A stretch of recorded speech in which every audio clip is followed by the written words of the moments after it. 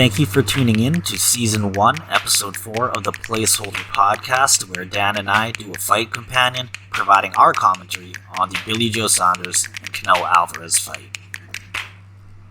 Alright, let's introduce this podcast. Alright, everybody, welcome to the Placeholder podcast with Dan and Shane. This is the first episode where we are doing a fight companion. We will be talking about a variety of things, primarily boxing, as we watch the Canelo Alvarez versus the Billy Joe Saunders fight. So Dan, tell me what you know about boxing. Absolutely nothing. Exactly. You're my sensei, all things boxing. My goal is just to hope to have some bits for behind the scenes if the whole thing's a disaster. Predictions? Who do you got? I gotta go with Canelo. So Gotta go with the devil I know. That said, I kind of like Brit fighters, and the fact that he had no entourage in his entry makes me like him a lot more than the guy that brought his entire country's mosaic festival with him. The people should know that I'm a hardcore racist. I cheer for Canelo because he has that Latino thing, and I kind of got that background going, so I cheer for that. You got a Latina background going for you? Well, a Latino, bro. Spanish. Okay, just because the Spanish colonized you, I don't think that makes you Latino. Does it? I think there's a connection there. Anyways, I think they're both white. So you're identifying with other Latinos because you love your imperial overlord so much? Boxing's the only sport where you're allowed to be racist. So yes, yeah, it's I would have gone with the angle that no, you have the connection to Latinos because you both suffered on the same imperial powers. That's exactly what I mean. Even though I agreed to the previous. Tyson Fury has gone on record and said that Billy Joe Saunders will knock out Canelo. That's another white person supporting a white person rather than a Mexican. This Canelo guy's white. Yeah, Canelo. It's white person versus white person. Don't be racist, man. You know what Canelo means in Spanish? Cinnamon. Is it really? Yeah. Was he like a stripper before he was a boxer, or? Yes. A good stripper's name. Canelo was turned professional at 14 or 15. It's crazy to think, to be world class in sports like this, often you are a child prodigy. And it's weird to think about a boxing child prodigy. How do you even learn that much when, technically you're not supposed to be fighting people? I met a child prodigy at boxing. He was the number 2 ranked boxer in all of Canada in the under 17s. Mm-hmm. Brody, I don't know his last name, but short little Filipino kid. At 12 years old, he was running the gym, and he was whooping people who fought in Invicta, like professional MMA fighters, like straight up backing them up, and it didn't matter how big they were. It was just a 130-pound kid is whooping my 200-pound ass, straight up. Like I've never seen anything like it, and yeah, it's like the old saying go, no matter how good or interested you are in something, there's some 10-year-old Asian kid who's better than you. Yeah, talented people suck. I've always wondered, if you are a child prodigy at something, taking your boxing example, that must, in many ways screw up your brain. In the sense of, you are just so much better than so many people at this one very specific thing. Does that cost a lot of these people to have, crazy egos they do? Because we both know, fighters tend to have a certain type of ego. They have to be super self-confident, right? It's mandatory in this sport. Is that a process of them just being better, and then their confidence is constantly reinforced, or does the confidence sort of come first, and you just have to be a psycho to really push yourself to excel? I have no idea.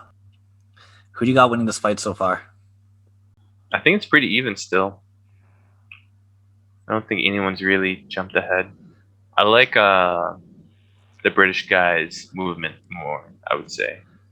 Yeah, I don't know how the fight's going to be scored. I think it's points wise. Billy Joe is kind of tallying up points, but whenever he does get hit, he kind of stumbles.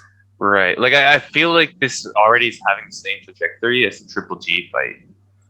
How do you score consistency over power?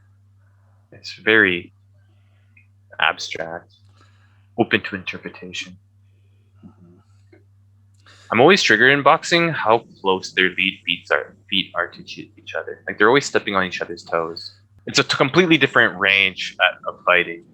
You can't just sit inside of push kick range and dance around. You have to make a move before then, right? Mhm. I still don't get, and after seeing you like kick shit, that how any Muay Thai fighter says that boxing is way more violent than Muay Thai. It is though, Hell no, hell no. because it's all focused on the head in boxing, But or at like least relatively speaking.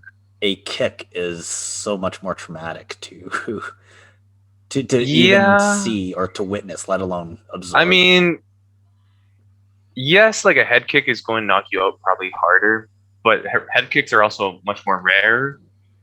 And it's just the repeated head attacks in boxing. It's just the constant head attacks.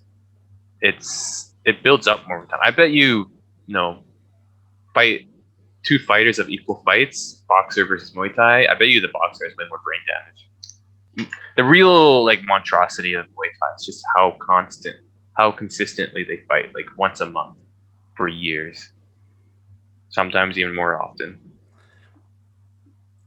Yeah, But there's also like I think I've talked about this before. There's also that how frequent you fight also changes the culture. So because both fighters know that like everyone kind of treats boxing matches as like the end all be all of whatever a person's career they in, especially if it's on TV or whatever. You will if you can stand up and keep fighting, you're going to stand up and keep fighting. Like what was that one match we watched together where the guy literally like developed Parkinson's disease in the ring in real time from just getting punched in the head? that's gross. You're talking about the Tim Bradley Ruslan Provodnikov fight? Yeah. Yeah. Like that's gross. What was my point? I was going to make a point related to that. You're talking about the culture of fighting and Oh, right. And so like Muay Thai, if you get like you take damage like that, you'll just stop. Like you know what? You're fighting next month. You have ways to come back and climb the ladder again. And so there's a whole thing of like, no, the first round you just feel each other out. And if you get into the later rounds and you like one person feels that they're losing, they'll just like slow down the pace. And the guy that's winning will respect that. Like, oh, he's kind of admitting defeat, but he's not like walking out. So we're just going to turn down the volume and take it easier this last round. He's admitting defeat, but as like a face saving measure, he doesn't want to get knocked out or just straight up quit. So we're just going to take it easier. There's an implicit understanding of you don't want to take more damage than you need to because you do fight so often. Oh my But god. I think Oh my gosh. Okay, never mind. He's fine. So we are in the fourth round, or I think you're not in the fourth round yet, but Canelo is visibly taking control of the real estate at this point of the fight. Go ahead. I mean, I think you would expect the bigger brawler to take the real estate, whereas the slippy Mayweather guy, he's not as interested in controlling the real estate, right? Yeah. He wants to jump around, get angles. True how like the more I guess well schooled you are in fighting, the more willing you are to put yourself in shitty positions. One, I feel like there's also like a lot of traps you kind of set up by putting yourself in a shitty position, but having an immediate plan for how to get out and translate it into a good position. Like there's the classic boxers, like when they show you their cheek and they like tap their cheek and they have their other arms behind their back. You know what I'm talking about? Yeah, I know exactly what you're talking And about. it's just setting up that hook for when they throw at your cheek. It's like, yeah, look, my head's way out here. It's like it's a great place. Just throw a hook and hit me in the cheek. And it looks great. It's a great position. Yeah, his head's way out there. I should hit it. But no, it's a trap. Don't do it. It appears that Canelo just knocked out Billy Joe Saunders' tooth clean out his mouth. Oh, that or it was like a huge gob of spit, but it looks like a tooth. well, he still has his mouth guard on, doesn't he? Same thing though, right? It doesn't have to be the top tooth unless you have like a I double guess that's true. Yeah. gum shield. I don't know. I think Canelo's taking control of this. Yeah. Like looking at the Canelo body definitely language. looks. I mean, Sanders is still getting hits in. He's like decent volume, but But the thing with boxing though, it's a lot of times it comes down to who's better conditioned. right, Just with the number of rounds in a championship fight. right. I think that's another reason why you could argue boxing's more harsh than Muay Thai. It's just because like it tends to be a lot longer. How long are the rounds in Muay Thai? 3 minutes. 3 minutes. 3 minutes, 5 rounds. Okay. I'm pretty sure I don't have the stats, but I'm pretty sure if you look at like all the deaths from like boxing and whatever, and like the serious like brain injuries, it all comes from like fighting in the later rounds. It's like you're pushing your body to its physical limits and getting punched up, right? Yeah, we were actually going to talk about that in an episode. We were going to talk about how boxing at one point used to be unlimited rounds, and the longest fight in history was more than 1 day. Yeah, that sounds not fun. So that eventually evolved, and you got like the Marcus of Queensberry, where the original rule set was 15. And it wasn't until a fight, I think it was Ray Mancini versus Dooku Kim. And that's the fight that changed all 15-round fights to 12, was just because they found that the majority of deaths in boxing happen rounds 13, 14, and 15. Yeah, makes sense. Like it really is, you're fighting a guy in a marathon, right? Mm-hmm. You're dehydrating yourself and taking blows to the brain. Yeah. Which is what makes the sport great. Like I've said, I enjoy this sport, but if any like no future governments like this is actually brutal and we're going to outlaw it, I'd be like, that's kind of fair. What would you get rid of, boxing or football? Football easily, but that's Football. mostly because I don't enjoy football at all. Yeah, I think as a spectator sport, or I think there's a value in teaching someone how to fight and keeping that sport alive versus just two people with hard plastic slamming into each other. Well, I'm of the opinion football's just kind of a dumb sport. Any sport where half your team is not even playing the sport, they're playing a mini game of like sumo wrestling with the guy in front of them. That's dumb. Okay, we're seeing Canelo get frustrated here. Or at least I am, anyways. I don't know, it still looks even. So I feel like Canelo has definitely had the bigger hits, but you can definitely tell Saunders is still slipping at most things very cleanly. Mm-hmm. And he still seems to be quite confident in the way he's fighting. He's not scared. Yeah, Canelo he really digs those shots to the body. Yeah. Like and that's just really impressive to see someone load up that much and that frequently. And so it kind of gives off if I were to score this fight, it gives off like a better impression that this guy's moving forward and being the aggressor. And putting a lot of zip on the shots, right? Right. Do boxing refs, do they mark ring control like as a category at all? Refs, they don't. It's the judges. The judges, yeah. Sorry, that's what I meant. The officials, judging officials. Yeah, they do. They boxing gets scored on at the professional level for ring generalship, clean and effective punching, and effective aggression. Okay. It's just those things are very, very broad and hard to define. What does ring generalship mean? Yeah. I think the basic equation for a fight is one that the boxing analyst Max Kellerman, he developed that explains it better to the fans, and that is, who would you rather be? At the end of the round, who would you rather be?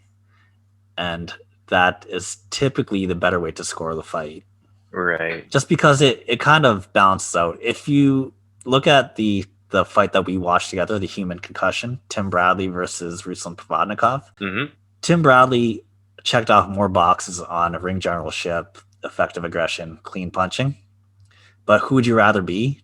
Definitely Ruslan Provodnikov. Yeah. Is Even after he lost the fight, I'd be like, I still prefer to be that guy. Yeah, well, yeah, I think that's the closest fight I've seen to someone die without actually dying. Yeah. No, it was actually hard to watch. Like, yeah, that fight should have been stopped in the first round. Oh yeah. And it also should have been stopped in the second round and the sixth round and the ninth round and the 12th round. Yeah, that fight shouldn't have happened. It was a very disgusting fight, and thankfully there wasn't a rematch. It was just, okay, one's good enough. Yeah. That one fight counts for We don't want to lose our broadcasting license by having people die on live TV. Yeah. For our audience, if you haven't seen that fight, don't Google it.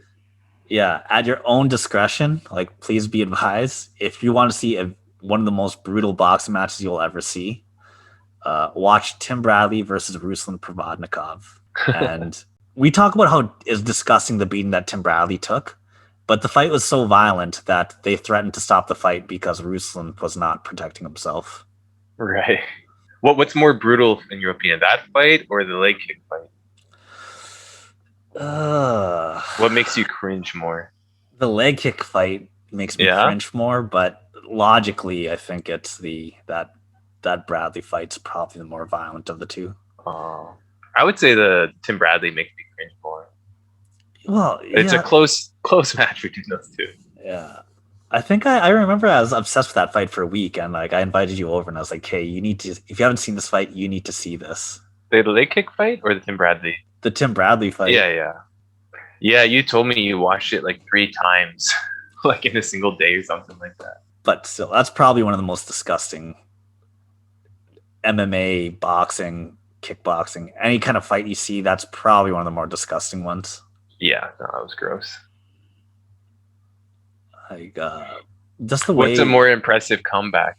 Tim Bradley in that fight, or Fury resurrecting from the dead? I think if you're looking for like a moment, it's Tyson Fury, but the fact that Tim Bradley's alive is I don't know if I think the best way to put it is if Tim Bradley got caught for performance enhancing drugs, I would not be mad at that at all. I don't know, man. What do you think? What do you think of that fight? Tim Bradley? Yeah, that Bradley. It's gross. It should have ended. It's gross. I hate you for showing me it. Yeah. How do you feel about Bradley getting the decision and being declared the winner? I mean, he deserves to be declared the winner just for not dying. I don't know if he actually won the fight or not. I mean, I kind of think he did in many ways. But like we go back, like who would you rather be? Like definitely not Tim Bradley. Yeah, I think like how do you mark a fight where like you may have gotten more punches in and cleaner punches, but literally you are on the edge of death at the other side. Like the other guy with fewer punches nearly made your life end. I think we talked about this before, and you brought up an interesting point about the 10-point must system, how the judges don't really utilize how their capabilities to score properly. Yeah, they don't really give out many 10-10 rounds. It's really a 3-point system they use. It's 8. You get an 8, a 9, or a 10. All the other numbers are not used. So really, you could change all their officials' scorecards so that they score up once right or 1, 2, 3, and result in the exact same outcomes we have now. Yeah, I think if there ever was a case to make like a 10-1 round.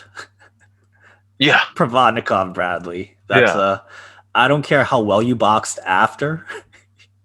Like you deserve to lose this fight just because. Yeah, like you get a 1 point, and the 1 point is just because you didn't die. Like you almost got a 0 out of 10 because you're dead. Yeah. By far, I watched that fight probably. Canelo just do a behind the back punch at round 7. Cheeky bastard. Who do you think's winning right now? I feel like Saunders is. I think so. I think it's taking close. An edge. We just don't know how the judges are going to. Do you score it for the person moving forward or the guy who kind of moves backwards and looks clumsy? And even just like, again, how do you score punches that look like they're landing hard? Like Canelo had some pretty hard punches, it looks like. Whereas a lot of Saunders punches are sort of the setup punch, the little pop. Yeah. Canelo looks frustrated though. Yeah, he does. Just so fast he's like trying to close the distance. You see, he feels like he needs to be doing more work, and I think he's right. Just the mental pressure. I don't think for our listeners, I don't think you understand the amount of energy it takes to last one round, a 2-minute round. Oh goodness. I don't know. What's your first experience? I think when you started Muay Thai, your first experience was sparring, was a boxing match, correct? Yeah. Yeah, I don't know. And I remember I didn't spar until I was like already relatively fit, so it wasn't bad. But I remember coming back to the gym from like a layoff and going to spar, and literally after one round, like I was on the floor hyperventilating, completely dead to the world. Not because like, I got punched really hard or anything, just it's so exhausting sparring, especially like even when you're just kind of dancing around and like doing little pop jabs, the fact how much adrenaline's pumping through your body, especially when you're not used to that environment of sparring and the environment of like I could get punched in my head, but I have to stay calm. You can't stay calm. Your adrenaline is going insane in your body, and that alone and just the tenseness that builds in your body is exhausting. Yeah, it's the mental pressure of moving backwards or just being in the ring or being there around a threat. Yeah, a constant threat. So your brain's always like, you're like you really do feel like a deer in a dark forest. Like, there could be something at any second that's going to come out and hurt me. This person in front of me is a predator. He wants to hurt me. Yeah, just the fact that your body always has to be kind of perked up. You can't just like relax away when you're jogging. Like, what's the word for it? When you're relying on oxygen intake when you're exercising, aerobic. You're always in boxing. You're always switching from aerobic movement, like the dancing around the ring, and the anabolic, where you're just like you're turning off the oxygen and putting all your muscle into it. Switching between those two modes, like it exhausts you in a different way than just running does, which is purely aerobic. Have you competed? Not anything really serious. Okay. Have you done like I've done hard sparring. That's the most I've done is hard sparring. Done any smokers? Like the gym I used to play at, it was like had like another franchise or like a brother's gym, and then once a month or every few months, we would all meet at the same gym, have a bunch of sparring matches, and go out and drink after the matches. Yeah, I've done smokers, I've done gyms getting together, and I've done real competition. And yeah, I think real competition, there's nothing like it, but smokers are pretty damn close, if not worse.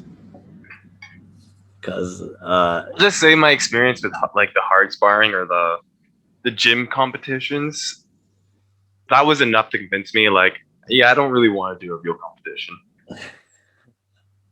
I did. I go balls deep with whatever I do. Hence why I want to do a website for this podcast now. Yeah, I think first smoker was probably more nerve-wracking than the first fight, but first fight was also pretty terrible. Yeah, I can see that. I think like first anything is always really intimidating. It's not really about how extreme what you're doing is. It's how extreme it is relative to the last thing you've done. Yeah. Well, right. Yeah. Well, I think the thing with the smoker is that it's unofficial, and the courtesy rules kind of go out the window. When you're actually competing, if you're in the novice division, right? The novice category, you have less than 10 fights.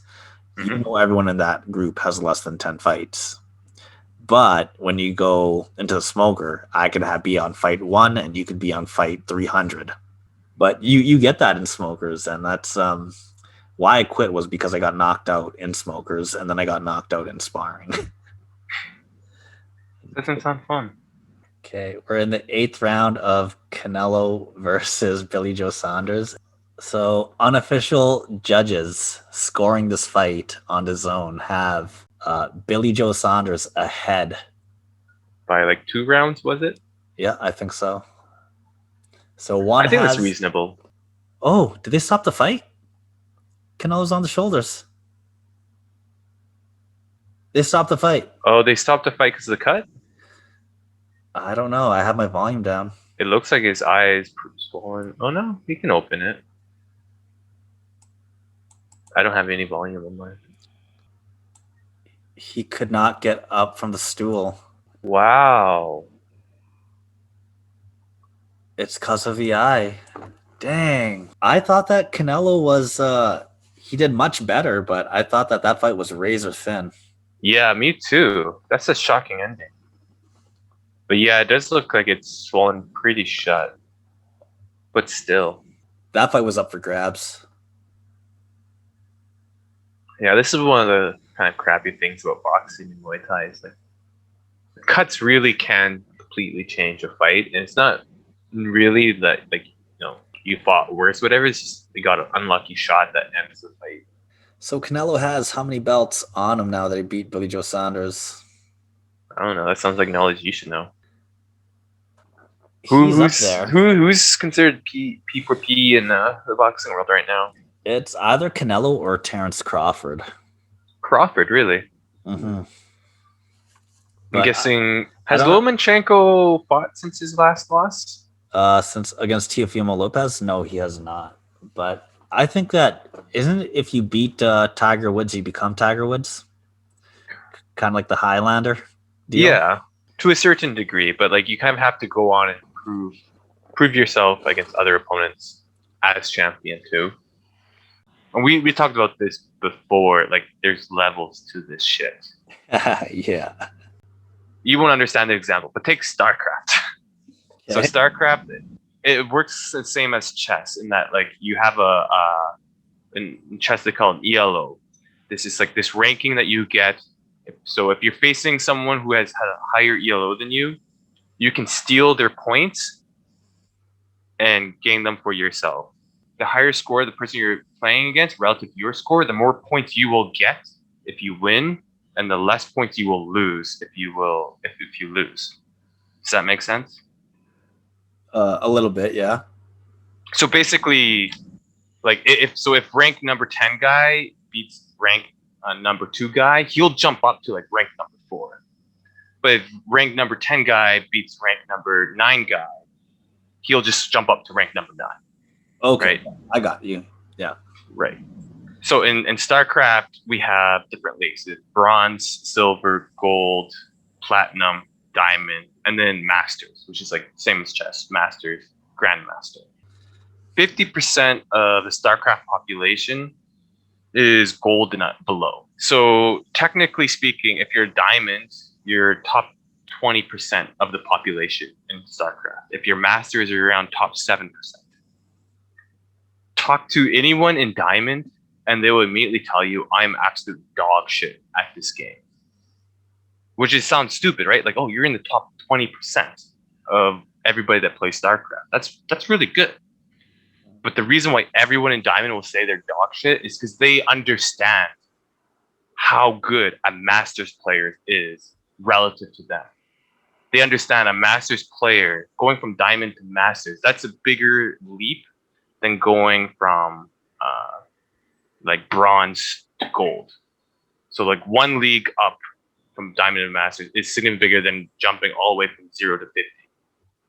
And they also understand going from masters to grandmasters is bigger than going from bronze to diamond. And then even within grandmasters, also if you're ranked 200, your ELO score is still the jump in ELO score or like in skill. The jump from rank 200 to rank 1 is larger from going from bronze basically to masters.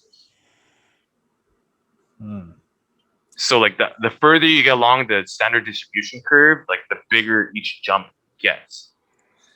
But you don't understand how big, like if someone in gold league, so someone who's like just average player, or slightly below average player.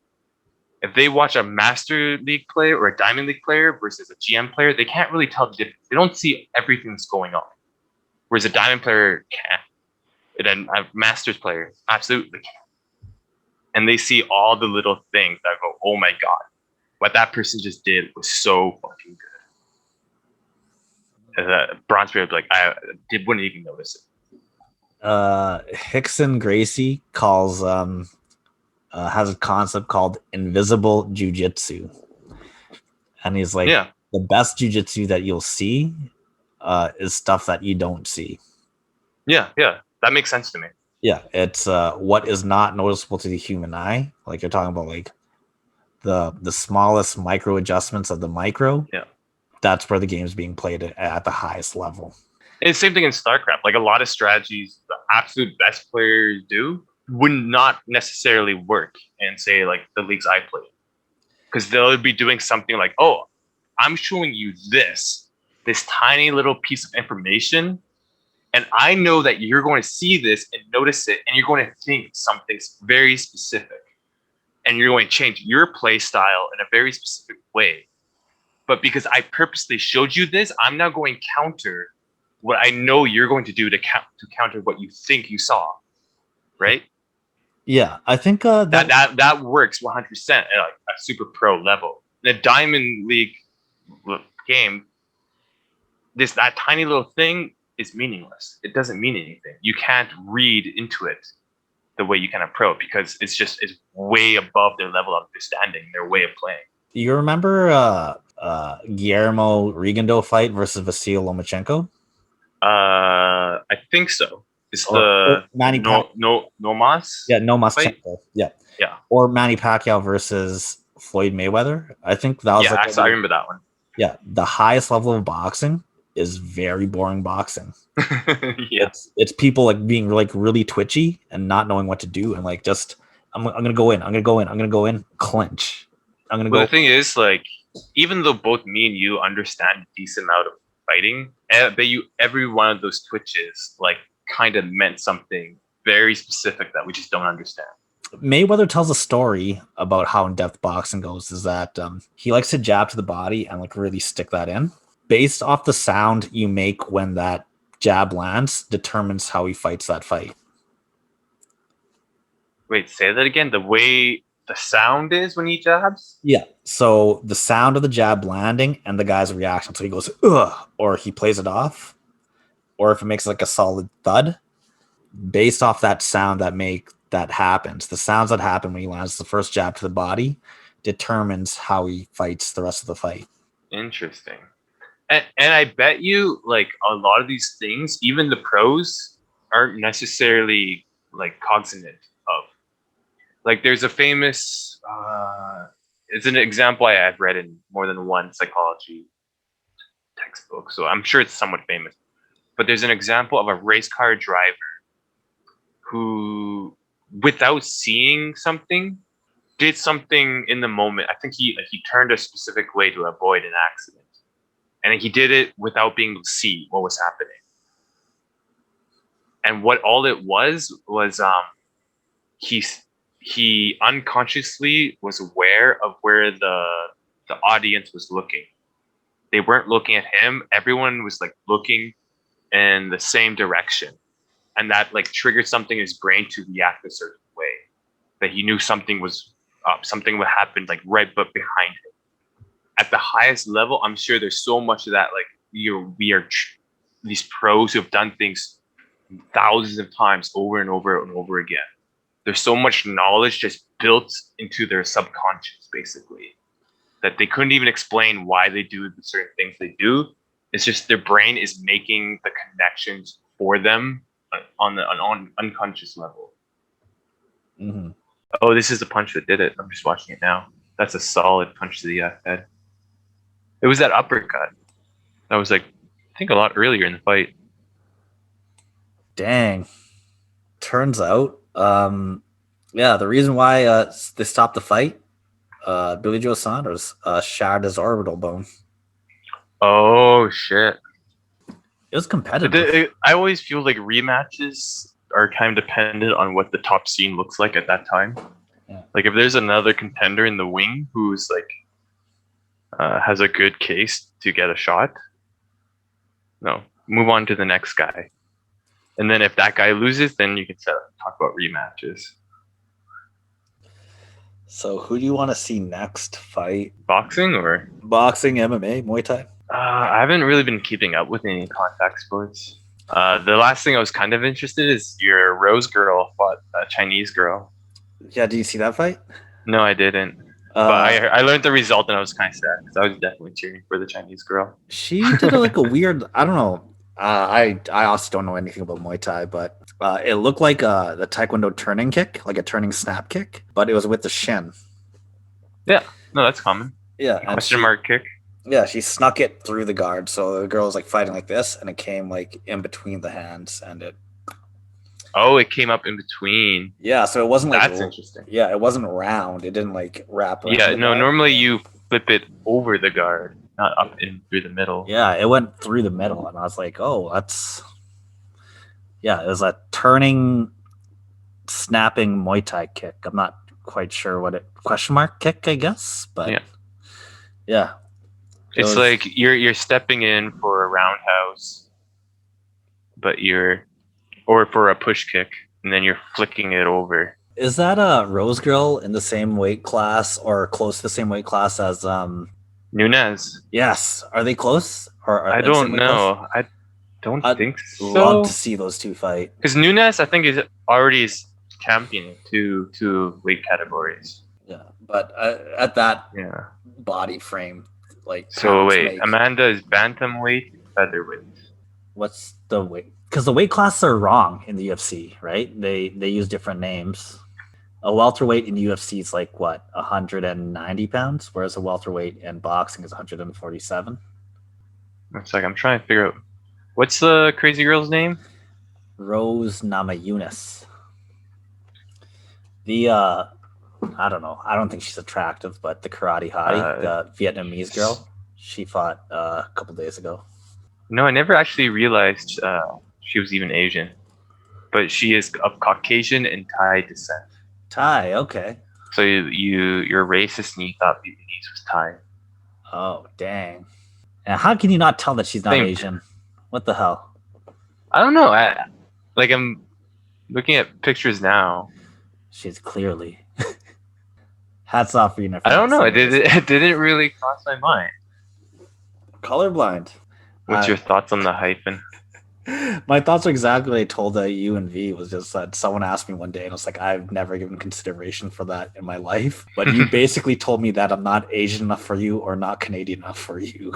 Like, it was just like the most subtle racism I've ever experienced in my life. I was like, I never gave any consideration to that, and then you put me into this box I didn't know existed. I was like, you fucking asshole. Well, have you considered it yet? What the hyphen means to me now? Yeah. White people's means of control? Probably the most consideration. So what if I use the hyphen and I describe myself? So, like, I'm a first generation Polish Canadian citizen. Are you first generation? No, I'm just saying if I was. Okay. I'm what? Wait. So the first person who comes is first generation, or the first generation born is first generation? No, first generation born is first. I'm first generation Canadian. Okay. So, boop. First, second. I'm third generation. It'd be my great grandfather that came to Canada. So let's go on your premise, okay? That if you use the hyphen, yeah, okay. You are Austrian, Polish, and something, and British, and what else? I don't even know. Okay, so what mostly Irish and German. Okay, so what does the hyphen mean to you, being Irish, German, Canadian? Absolutely nothing, because I don't think of myself in that way, and in the truth of society is other people don't think of me that way. So how's that different people would than me? Just think of me as like white Canadian. So how's that Canadian? Okay, but how's that different than me though? That's what I didn't. Well, this is the thing is, I don't think people don't have an image in their brain of any expectations when they think of Austrian, Polish, Irish, Canadian. Like that doesn't exist as a common category. Whereas Asian American or Asian Canadian is like a category that people sort of apply to communities in Canada. But to who though? That's the thing though, right? Because like I grew up around To Asian white Canadians. people. But the thing is, though, Like right? white people, we do. Like you just discriminate. Like, oh yeah, like it's an Asian Canadian. Like his family's probably a lot younger than our family in terms of like Canadianness. Like, and it's not like necessarily a bad thing. It's just be like white people have come with the expectation of, I bet you that person, the food they eat at home, I wouldn't recognize. That's interesting. That's different. The food test. Okay. Right? Like, and we talk to this as kids, like, what the hell do you eat? And, you don't know what I eat. I don't really know what you eat, like, traditionally at home, from home cuisine. Yeah, so that alone, that's a cultural category that's serves a purpose. And yeah, it is pretty racist, but I want to know what you eat, goddammit. You're different than me. Okay. Wow. I don't know. You put me in this box, but you put me in a way of like, how do you think you're going to get out? I was like, well, I was never in a box until you put me in one, you jackass. But I mean, we all do this, right? You put Black Canadians in a box. You have certain social expectations of like what sort of experiences they might have had in their life relative to your own. I've never thought of the no, you probably think a black person, you probably think like, I bet you that guy likes hip hop. I bet that guy's down with Snoop. Well, if you don't like hip hop and you don't like Snoop and you're not down with Snoop, there's something wrong with you. That's just but like, you hang out at a party and you see a black guy. He's dressed in the hip hop uniforms. He's wearing a cool hat and has the big earphones. You're like, that seems like a hip hop head. Okay, but you're talking about the way they dress. I could tell the subculture. But I mean, it plays into. It's part of all the different variables that we immediately kind of connect together and make. Not like, no, that guy must do it, but like I would be less surprised if these things were true about him based off these variables. Well, I don't know, man. I don't know about that. I think I don't look at a black person and go, what? I mean, not just black, but like there'd be other. Well, I mean, I could go to another Asian person and go, what does the hyphen mean to you? I don't think about hyphens for other people. I don't go to like an East Indian and go, what does the hyphen mean to you? Or That's true. That's like I literally do not think of hyphens. Like it's just it was only like a wow, and I'm not sure if hyphens exist for anyone else other than non-white people. Yeah, right? Yeah. Because like if like there was like a hyphen, right, and like it was a real thing, then I'd be thinking about hyphens for everyone else. I think it's strictly a white people. It's weird that like it's formalized with this like hyphen terminology, right? And the way it just like it's accepted term to talk about like the Asian Canadian community or something like that, and to reinforce this distinguishifier, right? Because you'd think that I'd label them as black people, as Asian people, as Indian people, right? But not hyphen Asian Canadian, African Canadian, right? But I mean, is it really all that different of a concept, or is it just the weird language you use to describe these sort of easy, oversimplified general categorizations in your head? I think it's the actual concept, because you're living, what does the hyphen mean to you? And I was like, what's the hyphen? And it's like, well, you're not Canadian, you're not Filipino. I was just like, but I'm both. You are Canadian and you are Filipino. Yeah, so why did I think this guy just has a dumb interpretation of what that hyphen actually means. I feel like we should have covered this in school so I could figure out which box I fit into. You have to go read some like outsider ethnic identity politics slam poetry to really figure your way through this. I don't know. I really should have. In hindsight, I probably should have asked, like, what's your like ethnic origins? Like, what does the Italian, Italian, French, Polish, Russian, British, Canadian hyphen mean to you? Because you're not really Italian. You're not really British. Yeah. Like, it's a really weird thing. Does it only apply I mean, if that like is you're still a valid question. Not in the way it's framed, because no one uses hyphens like that, and I mean that's why the hyphen thing is dumb. Mhm. But it is a valid question. Like, what does your ethnic background mean to you? Because, like, in my case, it literally means nothing. Like, I don't have any real special connection to Ireland or Poland or like Romania. It's actually where the country that my family came from. Okay, so is it because you're third generation, or is it because you have too many hyphens? It's both.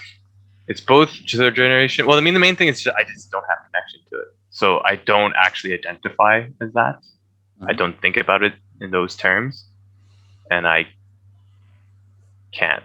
Like, I don't see it serving any functional purpose in my internal psychology. Whereas I think a lot of people who do take pride, like all the people who are super proud of being Irish on St. Patrick's Day, it serves like a psychological need of them feeling special and has feeling like they have like greater roots and a greater identity. They have this almost spiritual place in a larger community. They're part of something greater than themselves, and the more they can express that through pride in their heritage and their nationality, it's like it more that serves that need, almost spiritual need. It's basically just nationalism. Okay, I think so. The answer I should go for is that I have I eat better food than you, and I can cheer Yeah. for more teams in the Olympics. Yeah. Short term answer right there. It's But I mean, yeah. I don't know, man. That was a pretty heavy question that I got asked, and it still bugs me to this day. like I think I get less offended by the Shang thing than the hyphen thing. Like, yeah, that Hey, you should thank the guy. He for introducing me to racism. yeah. He's teaching you more about yourself and like making you ponder these larger questions. Yes. About race, how racist white people are. Yeah, right. It's a new branch of racism. That's like the third wave racism right there. I think white people do say a lot of fucked up things, though. Like a lot of fucked up things where just like, that was racist. What are some good examples? And it's like, oh yeah, I'm Filipino. Oh, Filipinos, they're lovely people. Like, oh, nice to know that you're judging my race. Like, tell me what type of Asians are not lovely. Yeah, like fucking assholes. Well, but they mean so well, Shane. Mm-hmm. Well, I'm gonna do that next. It's like, oh yeah, and what about you? What are you? Canadian? No. Where are you really from? I'll say this though. When I was working at Tel, one person thought I was Irish. Makes sense. Well, Patrick and Shane are both Irish names. Patrick, Shane. I got the Clover. Yeah. But apparently I speak with an accent though. Of course. And they said, it's like, yeah, your accent, it doesn't sound Canadian. It's like, I mean, it sounds Irish to you? Fucking asshole. Oh, man. No. Put on your best Irish accent. No, give me your white man voice again. Maybe you've been like watching too much Irish. Who the fuck is that guy? It's like I always wonder about people, but apparently like women love the Irish accent though. I think it's lower tier. It has a charm to it, but Scottish. It also it's an accent that I would get like a little bit. It's a little bit too on the edge, but I don't know. I don't mind it. Scottish, #1 accent. problem with Scottish is when you have someone with an actually really strong Scottish accent, it's not fucking English. Like, I can't understand them. Okay, what's your number one accent? And then I'm the asshole because I don't understand his quote unquote English. Okay, what if like they're Gordon Ramsay Scottish? Is Gordon Ramsay Scottish? He is. It sounds British, but he's Scottish. Yeah, he doesn't sound like a Scot. Yeah. He's in the civilized part of Scotland where they speak right. I think it's got to be Scottish and Australian, top two for sure. Australian, I'm not a fan. No? I like Parisian French, but only if it's a girl. Okay. Oh, if it's women, then that changes everything. 100% changes everything. Russian female accent. Actually, the Russian accent's up there and all around. Russian accents? And you're just saying that because our graphic designer is Russian? No, it's just a very exotic language. All right, it's very exotic. Okay, so we will wrap that up, and I want to thank everyone for tuning in to the Placeholder podcast Fight Companion Edition. I hope you enjoyed the show and the new format. Stay tuned and watch and listen to us grow while we experiment with different formats of the show. Hope you enjoyed it. If not, let us know. Please like, share, comment, and subscribe. Спасибо, что вы были сегодня с нами и слушали подкаст «Заполнитель». Мы надеемся, что вам понравилось наше шоу. Следите за нашим следующим выпуском и обязательно ставьте лайки, комментируйте, делитесь и подписывайтесь. До встречи! And the closeout, Placeholder podcast in Russian. Podcast Zaplonitelь. Если сипачикам и деном. Don't know the rest. Some.